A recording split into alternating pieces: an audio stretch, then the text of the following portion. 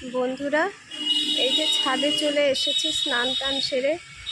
শরীরটা অনেকটাই দুর্বল, আগের মতো অতটা ভালো মতো কথাও বলতে পারছি না, হাঁপিয়ে যাচ্ছি আর কি। তারপরে কাশি চলে আসছে, ওষুধ খাচ্ছি। জ্বরটা এখন নেই, জ্বরটা কমে গেছে, জ্বর সেরকম আসছে না, হয়তো আসছে কিছুক্ষণ থাকছে, ওষুধ খাচ্ছি চলে যাচ্ছে এরকম। কিন্তু উইকনেস, প্রচণ্ড উইকনেস, কথাও বলতে পারছি না, এরকম অবস্থা। তো কাজকর্ম তো করতেই হবে।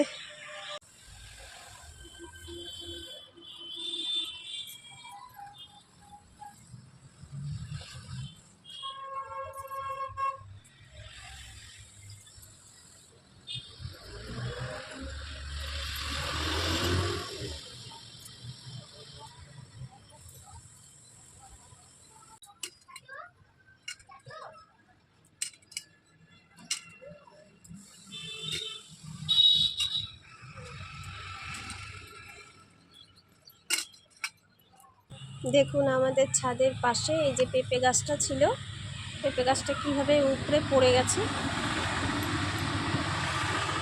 আমি ভাবছি পেঁপে গাছটা আবার এরকম হলো কেন, দেখে যে পড়ে গেছে, এই যে মাঝখান থেকে ভেঙে পড়ে গেছে।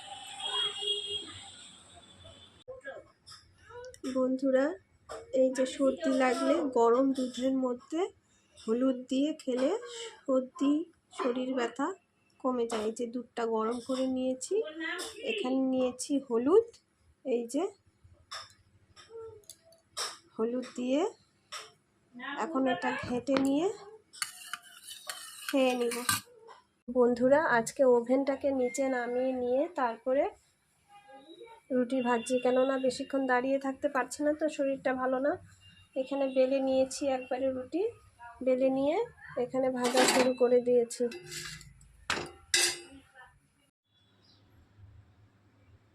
বন্ধুরা, এই যে সবজি কেটে নেওয়া হয়েছে, এখন রান্না বসিয়ে দেব। এই যে মাছ এখানে রেডি করে নিয়েছি, এই যে সবজি, এইদিকে হচ্ছে আলু আর পেঁপে সেদ্ধ বসিয়েছি, আর ছেলের খাবারটা বসিয়েছি।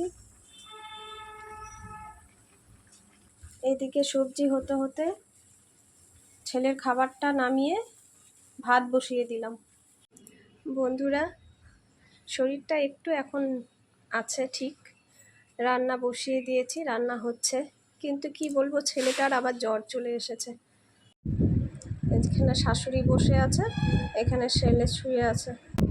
এই যে ছেলেটা শুয়ে আছে, সারাক্ষণ দৌড়োদৌড়ি করে, এইভাবে শুয়ে থাকলে ভালো লাগে?